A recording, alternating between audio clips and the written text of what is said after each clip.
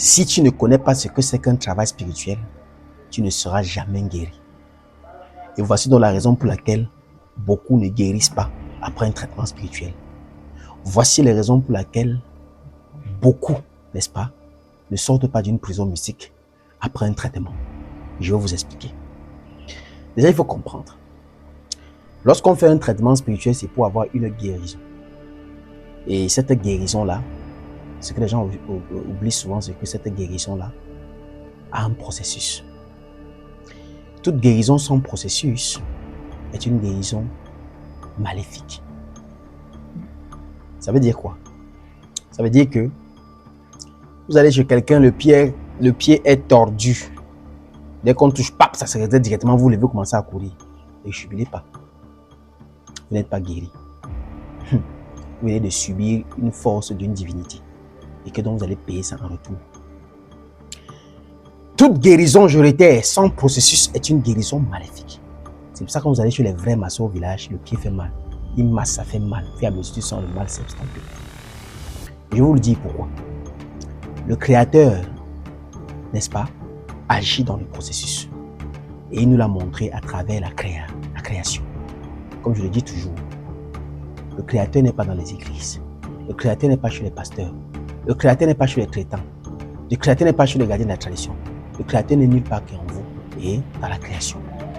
Et quand on regarde la création, regardez comment le jour se lève le matin. À 5 heures, on a ce qu'on appelle l'aurore du matin. On a le jour qui commence à s'élever. 6 heures, ça s'éclaircit. 7 heures, un peu plus. 8 heures, le lever du soleil. Et après, bam, la journée. Vous voyez qu'il y a un processus. De même, quand la nuit doit tomber, qu'est-ce qui se passe? À partir de 17 heures, il y a le soleil qui se couche. Après 18 heures, le dehors s'assombrit. 19 heures plus, 20 heures encore plus. Et ainsi de suite. Vous voyez que tout se fait avec un processus. Lorsque vous mettez un enfant au monde, à la base, l'enfant se fait porter et reste couché. Après, l'enfant commence à s'asseoir. Après, l'enfant commence à ramper à 4 pattes. Après, l'enfant veut se mettre debout. C'est comme ça qu'il réussit à se tenir. Après, il veut faire un pas. Après 2 pas. Après 3 pas. Après, il marche. Après, il court. Après, il saute. Processus. Quand il doit parler, il prononce mal les lettres. Après, il parle. Processus. Quand tu vas dans une forêt, dans un champ pour faire une sémence, quand tu mets la graine, il faut le temps pour qu'elle germe, pour qu'elle devienne l'arbre, afin d'étendre ses branches et après donner les fruits. Et même après ça, les fruits doivent encore mûrir. Processus. Le Créateur guérit par le processus. Sauf qu'aujourd'hui, beaucoup de patients ne sont plus des patients. Parce qu'ils doivent d'abord savoir à partir de quel moment est-ce que la langue de Molière appelle le malade patient. Parce qu'en fait, les études ont prouvé que pour qu'une personne guérit, cette personne devait être patient. À partir du moment où la personne perd sa patience, la personne ne guérira plus. On va donc voir aujourd'hui des gens qui ont fait des traitements chez plusieurs personnes. Oh, c'est pas normal. Parce que il est allé quelque part, il a fait un travail spirituel. Il doit l'attendre le temps qu'il faut pour que le travail se concrétise, pour que le processus de guérison, n'est-ce pas, s'accomplisse. Il a dit non, le travail n'a pas marché. Oh, c'est trop. Il est allé ailleurs. Et qu'est-ce que la spiritualité dit? À partir du moment où le travail d'un confrère interrompt celui de l'autre, ça devient un recommencement. Ça veut dire quoi? Ça veut dire que si tu pars quelque part, on travaille sur toi, et que le travail de la personne là devrait s'accomplir après peut-être 3 mois.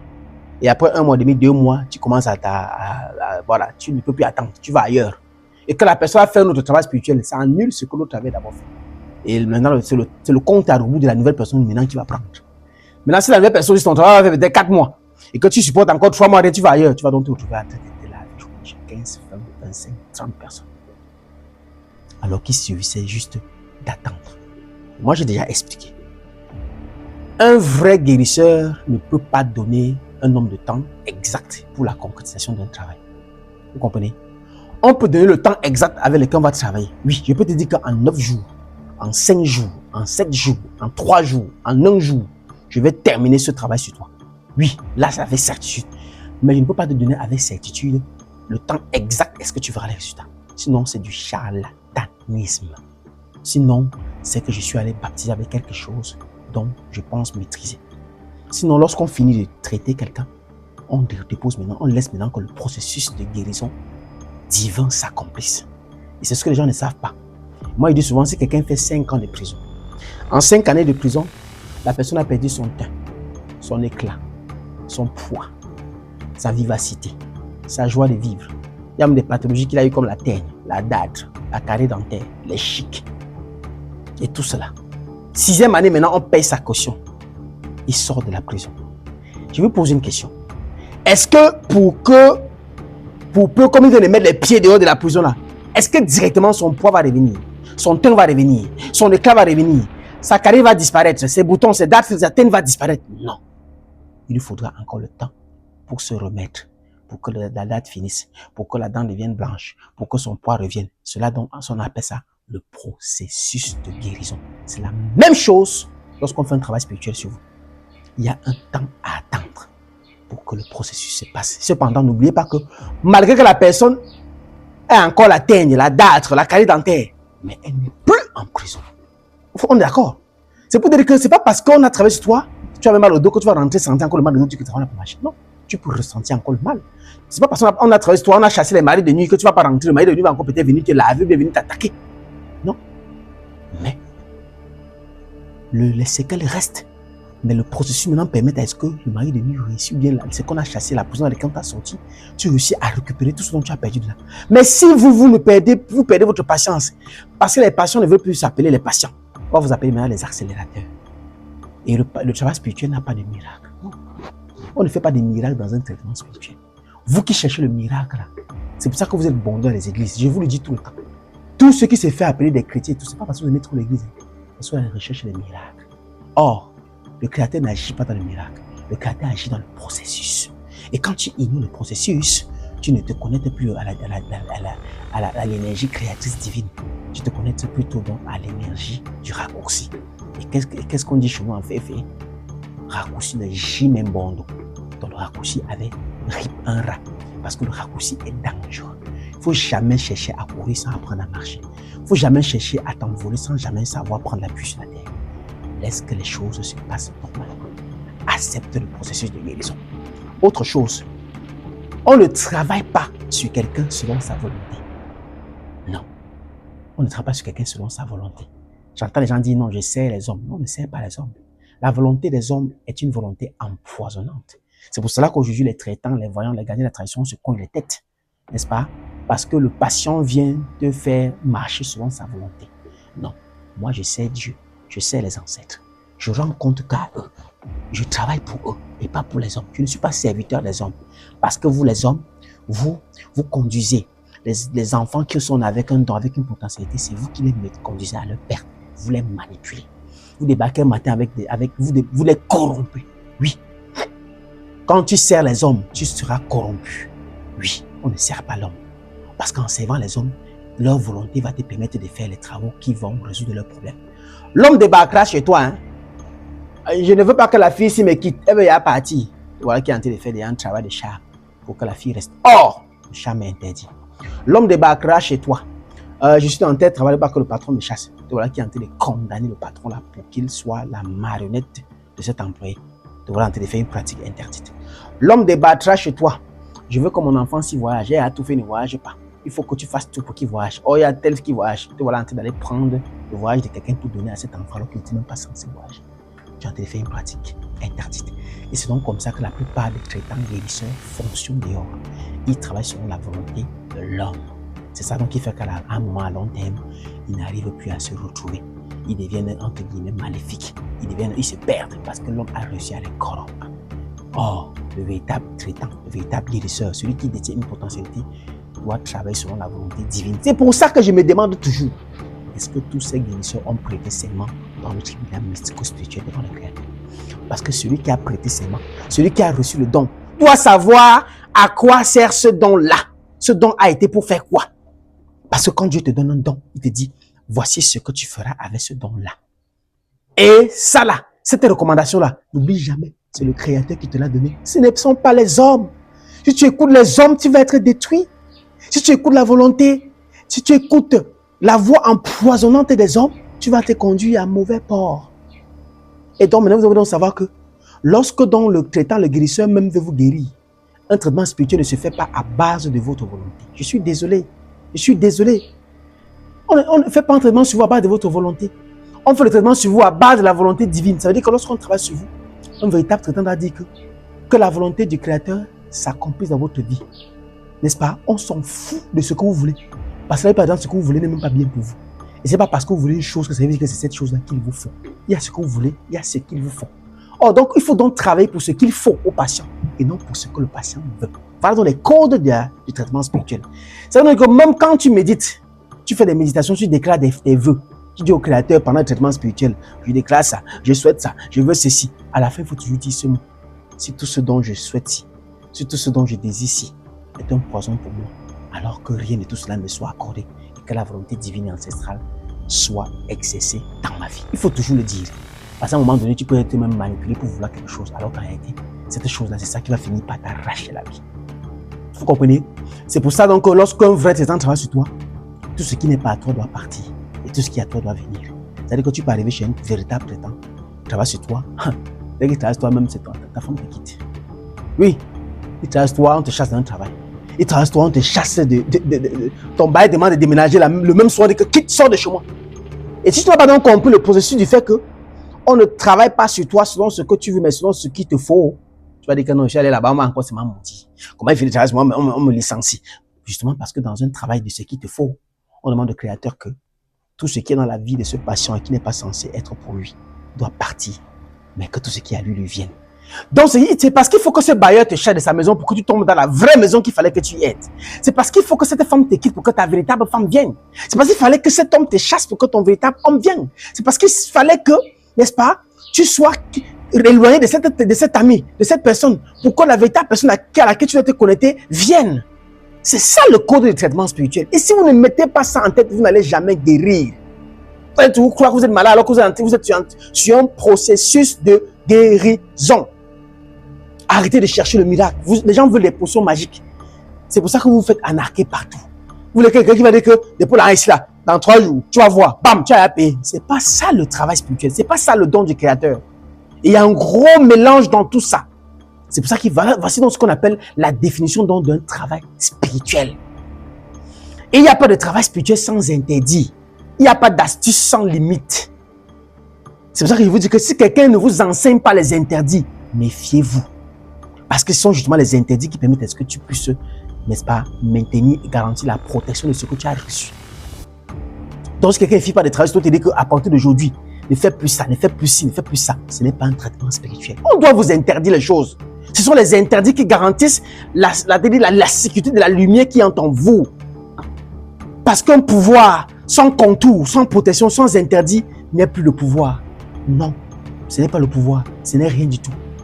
Donc il faut vous interdire. De même quand tu vas à l'hôpital, après un traitement spirituel, après un traitement scientifique, de médicinal, le docteur te dit ne mange plus le macabo, ne mange plus le cube, ne bois plus le glacé, ne fais pas ceci. N'est-ce pas ceci sont des interdits? Parce qu'il sait que si tu continues à le faire, la santé que tu viens de recevoir va se dégrader. C'est la même chose dans le règne spirituel. Après un traitement spirituel qu'on fait sur toi, on t'interdit les choses. Oui, ne sors plus à la douche. Oui, ne siffle pas la nuit. Oui, ne fais plus ceci. Oui, ne fais plus cela. Oui, oui, oui, on t'interdit les choses. Parce que c'est donc en respectant donc cet interdit que tu réussis maintenant à garantir, à maintenir cette guérison que tu as reçue. Sinon, à la base, lorsqu'on travaille chez une personne, on ne doit plus retravailler. La personne doit juste rester dans son suivi. Mais aujourd'hui, tout est mélangé. Tout est mélangé parce que les gens ne connaissent plus la notion d'un traitement spirituel. Qu'est-ce que la notion d'une guérison? C'est pour ça que cette vidéo est primordiale. Pour que vous compreniez le sens d'une guérison. Eh bien, savoir prendre soin et savoir attendre pour être guéri. Parfois, ce que vous ne savez pas, c'est que la maladie qui doit prendre 6 mois pour guérir, prendra 6 mois pour guérir. Allez n'importe où. Allez n'importe où. Sauf aller dans les synagogues sataniques là qu'on voit partout dehors où on va dire que vous venez là, votre bras est tordu, le ventre est tout, on fait vous ne guérit jamais comme ça. Sinon, maléfiquement. Parce que quand le Créateur doit agir, il faut qu'il y ait la présence d'un processus. Si le processus est absent dans la guérison, alors cette guérison n'est plus divine, mais maléfique. Parce que le diable aime le matu vu. Le diable aime le tape à l'œil. Le diable aime les miracles. Le diable aime prouver. Il aime faire les expériences, les scandales, les incantations, l'astuce. Parce qu'il veut faire vous montrer sa puissance. Oh, le Créateur est en sourdine. Le Créateur agit dans le secret, dans le cachet. C'est dans le cachet que se trouve la véritable puissance du Créateur. C'est dans ce cachet que tu dois permettre de te laisser retransformer, renaître. C'est donc ça le travail spirituel. Et si tu ne comprends pas ça, tu ne guériras jamais mon frère. Tu ne guériras jamais ma soeur. Arrête de chercher les gens qui vont te guérir par miracle. Accepte tes passions. Il y a des travaux qu'on peut faire sur toi, il te faut au moins 2 ans, il dit 2 années pour voir les résultats. Accepte ça comme ça. Il y a des travaux qu'on doit faire sur toi, il te faut 1 an, il te faut 6 mois, il te faut 1 jour, il te faut 3 jours, il te faut 3. Ça dépend du type du mal que tu avais, ça dépend de là où tu avais été retenu, et ça dépend du processus qu'il faudra que le Créateur et tes ancêtres mettront sur pied. Il y a des gens ici qu'on les a tout volés. On a volé leur richesse, leur lumière, tout. Maintenant, quand ils travaillent sur eux, les ancêtres doivent chaque fois aller les reprendre, venir te donner. Ils doivent faire plusieurs nuits de voyage astral. Ils doivent chercher des stratégies, des moyens de se déplacer, des heures précises. Il y a des façons de le faire. Il leur faut du temps. Il y a des choses que vous subissez aujourd'hui, c'est depuis l'enfance qu'on vous a infligé cela. Il faut faire un voyage astral interdimensionnel, le passé. Il faut le temps d'aller chercher, venir te donner. Peut-être un seul voyage d'abord pour aller prendre peut-être ta lumière qui avait été coincée dans un village, chez une personne, chez un bailleur, chez une bailleresse, dans une relation. Il faut peut-être un moyen que vraiment réussir ça. Après, maintenant, il faut réfléchir. Où est passée sa fécondité? Oh, telle personne avait avalé. C'était dans tel bois de nuit. Telle personne, elle avait fait telle chose. Il faut encore repartir. S'il vous plaît. Aujourd'hui, on est de plus en plus remplis. Et des gens qui font la prostitution spirituelle. Au moins 25 personnes te consultent. Non, c'est pas comme ça. Apprenez à... Je vous ai dit, arrêtez d'écouter tout ce qu'on vous dit. Même moi. Arrêtez d'écouter tout ce qu'on vous dit. Écoutez les analyses. Parce que quand je parle, je donne des analyses. Quand maintenant vous écoutez les analyses, faites maintenant votre propre conclusion. Vous n'êtes pas des marionnettes. Vous n'êtes pas des automates. Réfléchissez. Faites vos analyses. Tirez vos propres conclusions. On est là que qui dit maintenant la vérité? On ne sait plus qui dit. On n'est pas là pour qui dit la vérité. Est-ce que nous sommes en concurrence? Écoutez les analyses de chacun. Bon, quelqu'un a dit ne fais pas ça. Est-ce qu'il n'a pas expliqué? Est-ce qu'il n'y avait pas une thèse? Écoutez l'analyse qu'il a donnée selon ça. Écoutez maintenant l'analyse de l'autre. Maintenant, vous-même, faites votre expérience et tirez votre conclusion. On n'est pas à une guerre d'information. C'est ça le problème, c'est qu'aujourd'hui, on écoute ça, on écoute ci, on écoute ça, on écoute ci, on ne sait plus ce qu'on écoute. Et d'ailleurs, j'ai dit, c'est pour ça que j'avais incité. Et quand je parle, les gens pensent que c'est une affaire de... Je vous dis, les gardiens de la tradition ne font pas des clashs. Moi, j'ai remarqué qu'au Cameroun, en Afrique, on parlait trop, nos enseignements sont divergents. C'est pour ça que j'avais donc dit que il faut donc qu'on fasse une émission au cours duquel les gardiens de tradition vont nous retrouver. Nous, les enseignants, les initiés, vous comprenez, les spiritualistes, on va donc se retrouver, se réunir autour de ça, débattre. Maintenant, pour voir le juste milieu, qu'est-ce qu'il faut enseigner pour éviter que la population ne soit, c'est-à-dire qu'il continue à être dispersée.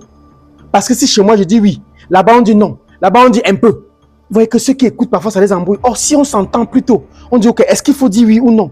On regarde les analyses, on consulte les ancêtres, n'est-ce pas? On fait le ngami chez les bassins, on fait le kachi, on consulte les ancêtres. On touche les différentes consultations qui existent. On voit le juste milieu de la chose. Maintenant nous tous, maintenant on s'entend, on vient faire le même enseignement. Est-ce que c'est bas? Est-ce que ça ne sera pas bien? Est-ce que ça sera mauvais de faire ça? C'est pour ça que je n'avais pas parlé que maintenant c'est mieux qu'on peut-être soit sur un plateau, on débat. Mais les gens parlent de clash. Qui fait un clash? Est-ce qu'aujourd'hui, quelqu'un peut se lever? Quelqu'un comme moi et chercher encore de la visibilité? La visibilité, j'en ai. J'en ai. La visibilité, j'en ai. Franchement, je ne suis plus là aujourd'hui pour une question de visibilité. Je fais mon travail que j'ai prêté seulement devant le Créateur des ancêtres. D'enseigner, d'éduquer. Donc si les gens pensent qu'aujourd'hui, on va se lever parce qu'on cherche la visibilité, mais je ris parce que pour moi, c'est un peu bas. L'idée que je mets en place qu'aujourd'hui, je dis, j'appelle toujours à tous les chefs traditionnels, à tous les chefs traditionnels, hein, parce que ne comprenez pas avec chef du village. Ne comprenez pas chef traditionnel, chef du village. Chef du village est une personne qui a en sa possession, peut-être une personne administrative qui a en sa possession un territoire et donc il rencontre, il communique entre les peuples de ce territoire et l'État. Mais ça ne veut pas dire qu'il connaît la tradition. Hein. Il y a maintenant les chefs traditionnels, ceux qui maîtrisent la tradition. Maintenant, il y a ceux qui sont les deux. Ils sont en même temps chefs du village et chefs traditionnels. C'est tout ça qu'il faut faire. Maintenant, je dirais que tous ces spiritualistes-là, ces initiés, chefs traditionnels, qu'on se retrouve maintenant, qu'on débatte, qu'est-ce qu'on doit enseigner? Pourquoi il y a des divergences? Peut-être que c'est un qui... Maintenant, on trouve un juste milieu et on sort un seul enseignement qu'on va venir divulguer à la jeunesse africaine. Là, maintenant, on serait sur une même ligne éditoriale. C'était ça le but. Donc, quand il y a un problème de compréhension, il faudrait que les gens avouent.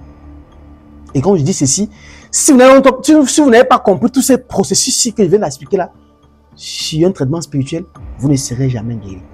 Et c'est pour ça que vous allez continuer à marcher partout. En un an, vous lavez partout. Vous avez un point sur la cuisse. Au moins 40 personnes connaissent qu'elle a un point parce que vous déshabillez partout. Arrêtez ça. Arrêtez ça. Apprenez à être patient. C'est dans la patience que vous guérissez. Et le jour où vous avez perdu votre patience, vous perdez votre pouvoir. Le diable. Allume ton cerveau. Très bientôt. Merci beaucoup.